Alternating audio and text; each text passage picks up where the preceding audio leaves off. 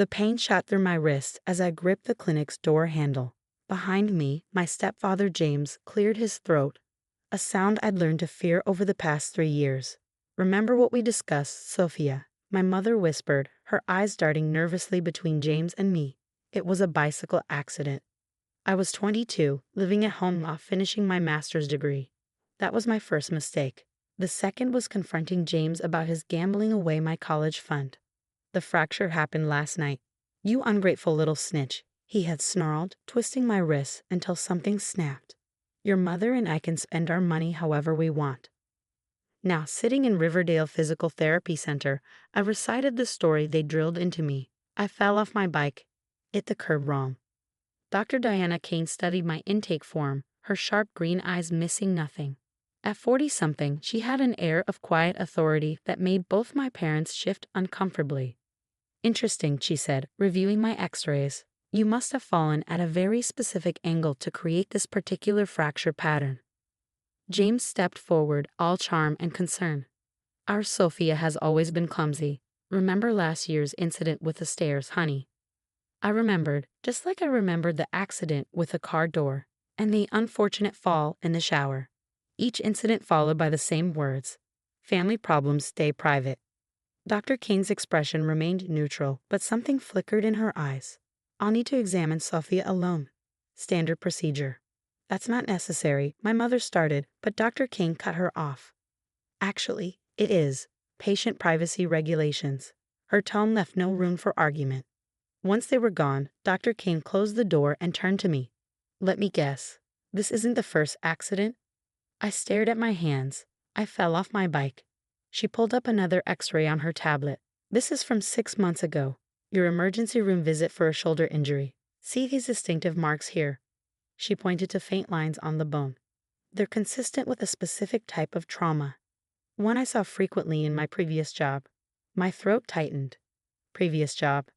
Before opening this clinic, I spent 12 years as a forensic specialist with the FBI, focusing on domestic violence cases.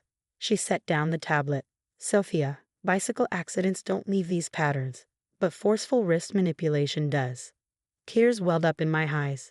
"You don't understand. If I say anything, you're afraid it'll get worse." She nodded. "But I've already documented everything.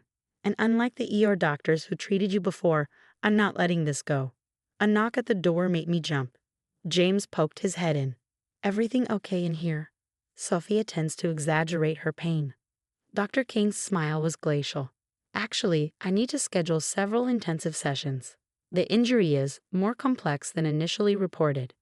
"That won't be necessary," he said smoothly. "We can handle her recovery at home." "I'm afraid you can't." Dr. Kane pulled out some forms. "These patterns indicate possible nerve damage. Without proper treatment, she could lose significant function. I'm sure you don't want that on your conscience, Mr. Harrison." The threat in her voice was subtle but clear. James's face darkened for a split second before his mask of concern returned. "Of course not. Whatever's best for Sophia." After they left to handle the paperwork, Dr. Kane turned to me. "I have a proposition for you. I'm starting a new rehabilitation program. 3 months, fully funded. You'd stay at the program's residential facility." "Stay, you mean? Leave home?" She nodded. "The program includes comprehensive therapy, physical and otherwise. It's very selective about its participants." I understood what she wasn't saying. It was a way out. "My mother?" I hesitated. "Has made her choices," Dr. Kane finished gently. "Now it's time to make yours." She handed me a card with a number written on the back. "This is my personal cell. Day or night, if you need help, call me." When I left the clinic that day, James's hand gripped my shoulder. "Nice doctor," he said, his fingers digging in. "Very thorough. But remember, Sophia, family problems. Stay private." I finished automatically. But for the first time, those words didn't feel like chains, because now someone else knew. Someone with the power and willingness to help. That night, I lay awake, staring at Dr. Kane's card.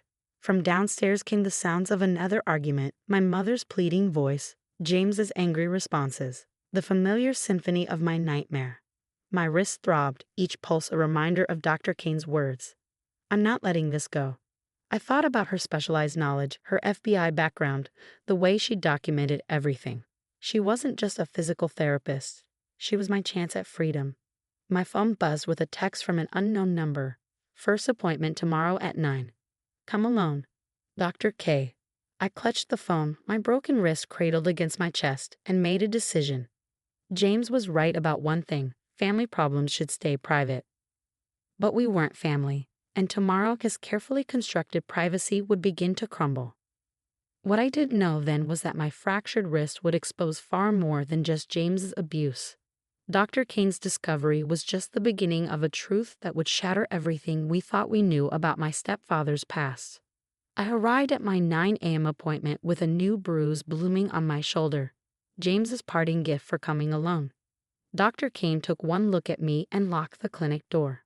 "Tell me everything," she said, leading me to her office instead of the treatment room. The words spilled out like a broken dam. 3 years of accidents, the missing college fund, my mother's silence. With each revelation, Dr. Kane typed notes into her secure laptop, occasionally pausing to ask specific questions about dates and injuries. "There's something else you should know," she said after I finished. "I ran a background check on James Harrison. The name he's using? It's fake." My stomach dropped. "What?" She turned her laptop toward me.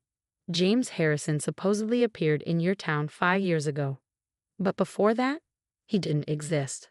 However, when I ran his photo through my old FBI database," she pulled up another window. "Meet James Hendricks, wanted in 3 states for domestic violence and financial fraud." The man in the mugshot was younger but unmistakably my stepfather. Does my mother know? I doubt it. He's careful, picks vulnerable women with resources. Your mother's inheritance made her a perfect target. My head spun. The inheritance, my grandmother's money that my mother had received 2 years ago. The money that had mysteriously disappeared along with my college fund. "Here's where it gets worse," Dr. King continued. "Each of his previous marriages ended with the wife's accidental death. Both cases went cold for lack of evidence." Horror crept up my spine. "My mother is in immediate danger, just like you." She leaned forward. "That's why I'm calling in a favor. Remember the program I mentioned? It's actually a safe house run by my former FBI colleagues. We can have you there tonight. But my mother. Once you're safe, we can work on getting her out too. But Sophia," her voice softened, "you can't save her if you're dead." A knock at the door made us both jump. Through the frosted glass, I recognized James's silhouette. "He followed me," I whispered. Dr. King quickly closed her laptop. "Back door. Now, my car's behind the building. Go." As I slipped out, I heard James's voice. "Looking for my daughter. She's confused about her appointment time." "Mr. Harrison," Dr. Kane's voice was steel. "How interesting to see you. I was just reviewing some old case files. Perhaps you'd like to discuss them." I ran to her car, heart pounding. Through the clinic's back window, I saw James's face change as Dr. Kane held up what looked like his mugshot. The next few hours passed in a blur. Dr. Kane's colleague, Agent Sarah Martinez, picked me up from a secure location. As we drove to the safe house, my phone exploded with messages from James and my mother. "Where are you? Come home now. You're tearing this family apart." The last one made me laugh bitterly. Family? We hadn't been a family since James arrived. The safe house was actually a converted bed and breakfast on the outskirts of town. 3 other women were already there, each with similar stories. Lisa, the house coordinator, showed me to my room. "First few days are the hardest," she said kindly. "But you're not alone anymore." That evening, Dr. King called with updates. She'd initiated an investigation into James' activities, focusing on the missing money. My mother had been questioned by police, but remained in denial. "She's refusing to believe the evidence," Dr. Kane sighed. "But we found something interesting in your old medical records. Those accidents you had, they follow the exact same pattern as his previous victims. It's like his signature. What happens now?" "Now we build a case. Your documentation will help protect future victims." "But Sophia," she paused, "Eno's around to him. Be careful." I ended the call and sat by my window, watching the sunset. For the first time in 3 years, I felt safe, but I couldn't shake the image of my mother, alone in that house with a man who had already killed twice. My phone buzzed with one final message from an unknown number. You can run, but families stick together. See you soon, sweetheart. I showed the message to Lisa, who immediately called Dr. Kane. Within minutes, security at the safe house was doubled. As I lay in bed that night, I realized James was right about one thing. This wasn't over. But he'd forgotten something crucial. I wasn't that scared girl anymore.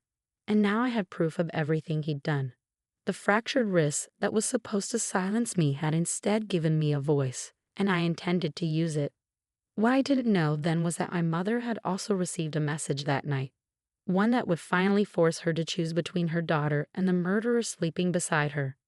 2 weeks into my stay at the safe house, Agent Martinez burst into my room at midnight. Your mother's in the hospital. James tried to stage another accident. My heart stopped. Is she alive? Thanks to the neighbor. They heard the struggle and called 911. James fled, but not before your mother got these. She handed me her phone, showing photos of financial documents. She finally found his hidden laptop. The documents revealed everything: fake identities, stolen money, and detailed plans for what he called his retirement fund. Life insurance policies on both my mother and me. He was going to kill us both, I whispered. But now we have him, Agent Martinez said. Your mother's statement, the financial evidence, your medical records, and Dr. Kane's documentation. It's over. Except it wasn't. James remained at large for 3 more days. 3 days of jumping at shadows, of doubled security, of watching my mother recover in a guarded hospital room. When they finally caught him, it was almost anticlimactic. He was at a bus station, ticket to Mexico in hand. The arrogant smirk he'd worn for years finally cracked when they showed him the evidence. The trial came 6 months later. I stood in the courthouse, Dr. Kane beside me, and watched as my mother testified against the man who'd nearly destroyed us both. I was blind, she said, her voice stronger than I'd heard it in years. I chose to believe his lies because the truth was too frightening. But watching him hurt my daughter, she looked at me, tears in her eyes. That's a choice I'll regret for the rest of my life. James was sentenced to 25 years. The evidence from my case helped reopen his previous wives' deaths. 2 more life sentences were added. 1 year after my first visit to Dr. Kane's clinic, I stood outside the building, running my fingers over my fully healed wrist. Ready for your final checkup? Dr. Kane appeared beside me, smiling. Actually, I have something to tell you, I said. I've been accepted to medical school. I want to specialize in forensic medicine. Her eyes lit up, following in my footsteps. Someone needs to help the next person who comes in with a bicycle accident, I replied. Inside, as she examined my wrist one last time, we talked about the changes in our lives. The safe house had become a full-fledged support center, with Dr. Kane serving as medical director. My mother, after months of therapy, was slowly rebuilding her life and our relationship. You know, Dr. Kane said, when I left the FBI, I thought I was done with investigation work. But seeing you that first day, recognizing those injury patterns, sometimes our past prepares us for moments we never expected. You saved my life, I said simply. She shook her head. No, you saved your own life. You just needed someone to remind you that you could. Later that evening, I visited my mother at her new apartment. The walls were covered with her paintings. Art therapy had become her salvation. I'm sorry, she said, not for the first time. I should have protected you. We can't change the past, I replied, hugging her. But we can help protect others. She nodded at a canvas she was working on. It showed a broken chain transforming into butterflies. For the safe house, she explained. They asked me to teach art classes there. As I drove home, I thought about how a fractured wrist had shattered our silence but rebuilt our lives. Dr. Kane's discovery hadn't just exposed James's crimes, it had shown us our own strength. My phone buzzed with a text from Dr. Kane. Got another bicycle accident coming in tomorrow. Want to assist? I smiled, remembering my own rehearsed lies from a year ago. On my way, I typed back. Because sometimes the best way to heal isn't just to recover, but to become the help you once needed. My stepfather had been right about one thing: family problems should stay private. But he'd never understood that real family, the kind we choose and build and fight for, doesn't need secrets to survive. It just needs truth.